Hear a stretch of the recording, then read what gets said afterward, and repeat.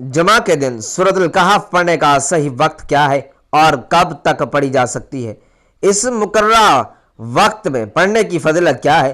حضور صلی اللہ علیہ وآلہ وسلم نے فرمایا، جو شخص اس وقت میں سورۃ کہف پڑھتا ہے اس جگہ سے ایک نور روشن ہوگا جو بسم اللہ الرحمن الرحیم۔ السلام علیکم ورحمۃ اللہ وبرکاتہ۔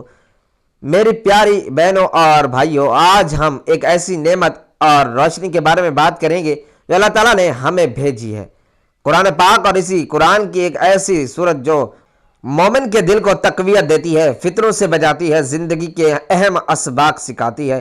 سب سے پہلے یہ جان لیجئے کہ قرآن پاک اللہ تعالیٰ کا براہ راست کلام ہے، ہدایت ہے ہر اس بندے کے لیے جو ہدایت چاہتا ہے۔ قرآن نہ صرف پڑھنے کے لیے ہے بلکہ سمجھنے، اس پر غور و فکر کرنے اور عمل کرنے کے لیے ہے۔ نبی کریم صلی اللہ علیہ وآلہ وسلم نے فرمایا، تم میں سے سب سے بہتر وہ ہے جو قرآن سیکھے اور سکھائے۔ قرآن کے ہر حرف کا اجر ہے اور قرآن قیامت کے دن اپنے پڑھنے والے کی شفاعت کرے گا۔ یہ وہ روشنی ہے جو دلوں کو صاف کرتی ہے، راستہ دکھاتی ہے اور انسان کو اللہ کے قریب لاتی ہے۔ اس لیے قرآن کو اپنی زندگی کا مرکز بنائیں، اس سے باقاعدگی سے پڑھیں، سمجھیں اور اس پر عمل کریں۔ ہم یہاں خاص طور پر سورۃ الکہف کی بات کر رہے ہیں۔ سورۃ الکہف اپنے اندر کئی عظیم سبق اور واقعات سموئے ہوئے ہیں۔ اس سورت میں 4 بڑے مناظر بیان ہوئے ہیں جن میں ہر ایک بڑا فتنہ یا امتحان کا علاج سکھاتا ہے۔ ان کہانیوں کو غور سے سنیں اور دل میں اتاریں کیونکہ یہ کہانیاں ہماری روزمرہ زندگی کے پیچیدہ فتنوں کا حل ہے۔ سورۃ الکہف میں ایک واقعہ بیان کیا گیا ہے اصحاب کہف کے بارے میں۔ پہلا منظر، ایک زمانے میں ایک ظالم بادشاہ حکومت کرتا تھا جو اپنی رعایا کو زبردستی بتوں کی پوجا کرنے پر مجبور کرتا تھا، لیکن چند نوجوان ایسے تھے جو اللہ کے سچے بندے تھے۔ وہ شرک اور بت پرستی سے سخت نفرت کرتے تھے۔ ان کے دل میں اللہ تعالیٰ کا نور ایمان بھر چکا تھا۔ ان نوجوانوں نے فیصلہ کیا کہ وہ اپنے ایمان کو بچانے کے لیے قوم سے الگ ہو جائیں گے۔ چنانچہ وہ شہر چھوڑ کر ایک غار کہف میں پناہ لے گئے۔ وہاں انہوں نے اللہ سے دعا کی، اے اللہ ہمارے رب، ہمیں اپنی طرف سے رحمت عطا فرما اور ہمارے معاملے میں ہمارے لیے راہ راست مہیا کر۔ اللہ تعالیٰ نے ان پر نیند طاری کر دی، طویل نیند جو 309 سال تک جاری رہی۔ ان کے جسم سلامت رہے، سورج کی روشنی ان پر سیدھی نہ پڑتی تھی بلکہ غار کے ڈھانے سے ہلکی سی روشنی گزر جاتی تھی تاکہ جسم خراب نہ ہو۔ ان کا کتا بھی غار کے دروازے پر بیٹھ رہا، اللہ نے اسے بھی محفوظ رکھا۔ جب وہ جاگے تو ایک دوسرے سے کہنے لگے، ہم کتنی دیر سوئے رہے؟ کسی نے کہا 1 دن یا دن کا کچھ حصہ۔ پھر انہوں نے ایک کو کھانے کے لیے شہر بھیجا اور ہدایت کی کہ احتیاط سے جائے تاکہ کوئی پہچان نہ لے، لیکن جب وہ شہر پہنچا تو حیران رہ گیا۔ وہاں کے لوگ بدل چکے تھے، ایمان عام ہو چکا تھا اور بادشاہ مومن تھا۔ پھر لوگوں کو پتا چلا کہ یہ وہی اصحاب کہف ہیں جنہیں اللہ نے صدیوں پہلے سلایا تھا۔ یہ ایک زندہ معجزہ۔ یہ واقعہ ہمیں یہ سکھاتا ہے کہ جب بندہ اپنے ایمان کی حفاظت کے لیے اللہ کی راہ اختیار کرتا ہے تو اللہ خود اس کی حفاظت کرتا ہے۔ امتحانات آئیں تو صبر اور استقامت کا راستہ اختیار کرو، دنیا کی فتنہ بازی میں بہہ کر نہ جانا۔ اصحاب کہف کا واقعہ بتاتے ہیں کہ ایمان کو ترجیح دینا بہادرانہ کام ہے اور اللہ کی مدد ہمیشہ وفا کرتی ہے۔ دوسرا منظر، 2 باغوں والے کا قصہ۔ ایک شخص کے پاس بہترین باغات اور دولت تھی، مگر اس نے اپنی نعمتوں پر غور کیا اور یہ سوچا کہ یہ نعمتیں ہمیشہ رہیں گی۔ اللہ نے اسے سبق دیا اور اس کی محنت و دولت ختم ہو گئی۔ اس واقعے سے ہمیں یہ سبق ملتا ہے کہ مال و دولت اللہ کی امانت ہے اور غرور و تکبر انسان کو نقصان پہنچاتے ہیں۔ نعمت کا شکر ادا کرو، عاجزی اختیار کرو اور انہیں اللہ کی راہ میں خرچ کرو تاکہ وہ مستقل برکت بن جائے۔ تیسرا منظر، حضرت موسیٰ علیہ السلام اور حضرت خضر علیہ السلام کا واقعہ ہے۔ اس قصے میں موسیٰ علیہ السلام نے علم کے جستجو میں حضرت خضر علیہ السلام کے ساتھ سفر کیا اور جو اعمال وہ خضر نے کیے وہ بظاہر اور عجیب اور ظاہری طور پر بڑی معلوم ہوئے، مگر آخرکار ہر واقعے کے لیے کہ حکمت ظاہر ہوتی ہے۔ یہ واقعہ ہمیں صبر، عاجزی اور اللہ کی حکمت کو تسلیم کرنے کا درس دیتا ہے۔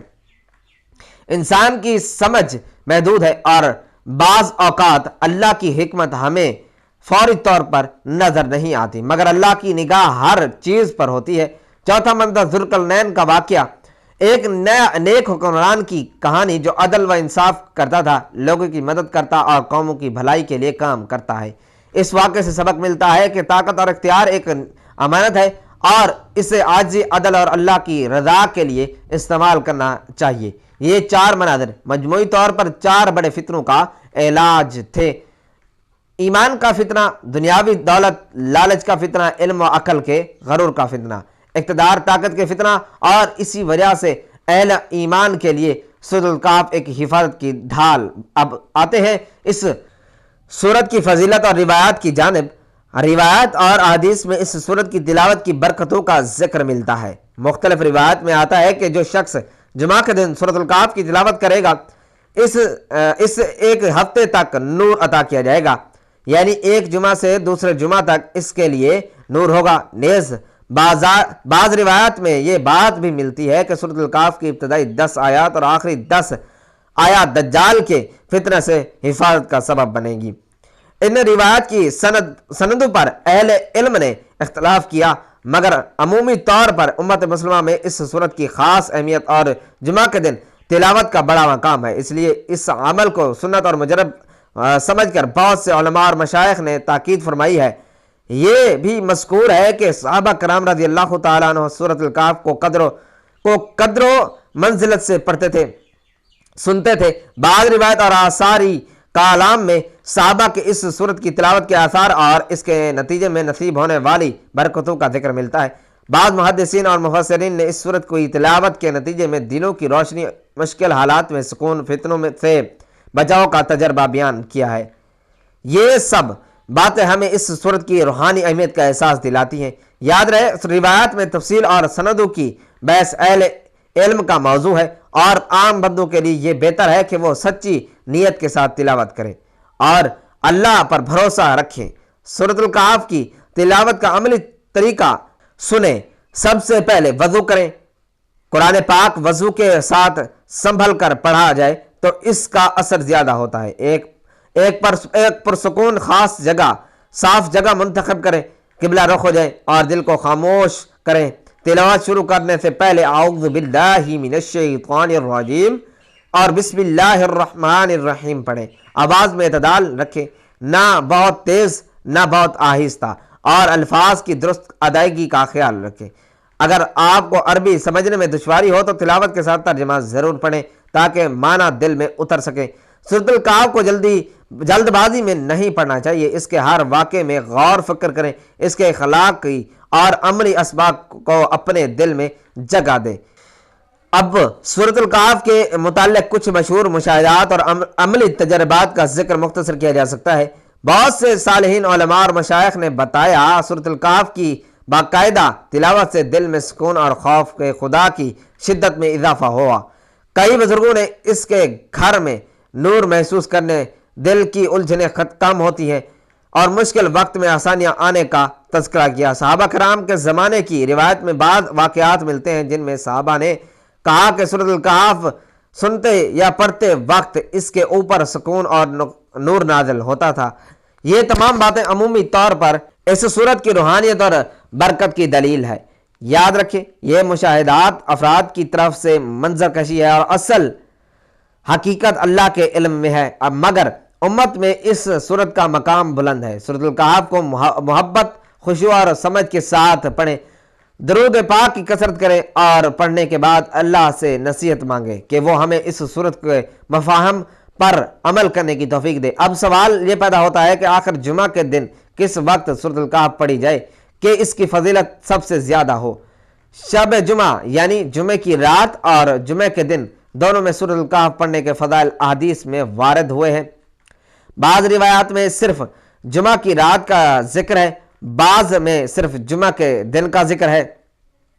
شاعرین حدیث نے لکھا ہے کہ ان تمام روایات میں تبدیلی کی صورت یہ ہے کہ جب روایات میں صرف رات کا ذکر ہے اور ان سے مراد رات اپنے دن سمیت ہے، اور جب روایات میں صرف دن کا ذکر ہے ان سے مراد دن اپنی گزشتہ رات سمیت ہے، सूरत अल-मौसूला में यानी सवाल की सूरत में शब जुमा जुमरात की मगरिब से जुमा के दिन की मगरिब तक सूरत कहफ पढ़ने से जुमा के दिन सूरत अल-कहफ पढ़ने की फजीलत हासिल हो जाएगी। नेज़ किसी मखसूस वक्त में इसे पढ़ना ज़्यादा फजीलत का सबब नहीं। इस शब जुमा और जुमा के दिन भी किसी भी वक्त पढ़ लें। सनन दरामी की रिवायत में है, तर्जमा हज़रत अबू सईद खुदरी रज़ियल्लाहु ताला अन्हु हज़रत सल्लल्लाहु अलैहि वसल्लम का फरमान नकल करते हैं कि जिस शख्स ने सूरत अल-कहफ जुमा की रात में पढ़ी, इसके लिए इसकी जगह में मक्का तक एक ऐसा नूर और रोशन होगा। रसूलुल्लाह सल्लल्लाहु अलैहि वसल्लम ने फरमाया कि जिसने जुमा के दिन सूरत अल-कहफ पढ़ी, इसके लिए 2 जुमों के दरमियान नूर रोशन हो जाता है।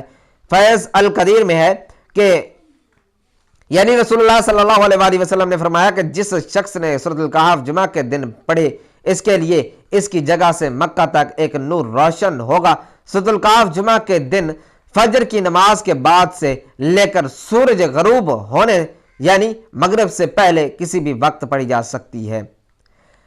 पूरा दिन इसी मुद्दत में शामिल है और इस मुद्दत में तिलावत की फजीलत है। वक्त का ये बयान मुकम्मल और हतमी है। अल्लाह तबारक व तआला हमें इस बाबरकत जुमे के दिन तेरी बारगाह में आजिज़ी के साथ हाजिरी है। अपने दिल की हर चाहत, हर उम्मीद और हर ज़रूरत के साथ तुझसे दुआ मांगते हैं। ऐ मेरे प्यारे अल्लाह, हमें और हमारे घर वालों को अपनी रहमत से नवाजते, हमारे गुनाहों को बख्श दे और हमारे दिलों को नूर से रोशन कर दे और हमारे रिज़्क में बरकत अता फरमा। ऐ मेरे प्यारे अल्लाह, हमें सीधे रास्ते पर चलने की तौफीक दे और हमारी ज़िंदगी में सुकून, खुशियाँ और ईमान की बरकत नाज़िल फरमा। हमारे दिलों को मोहब्बत रसूल सल्लल्लाहु अलैहि वसल्लम से भर दे और हमारी दुआओं को कबूल फरमा। हमारी मुश्किलात आसान फरमा, हमें तेरी कुर्बत अता फरमा। ऐ प्यारे अल्लाह, जुमे की इस बाबरकत घड़ी में हमारे लिए, हमारे अजीज़ों के लिए और उम्मत मुस्लिमा के लिए हर नेक अमल और हर दुआ को कबूल फरमा और हमें हर बुराई से महफूज रख। आमीन या रब्बल आलमीन।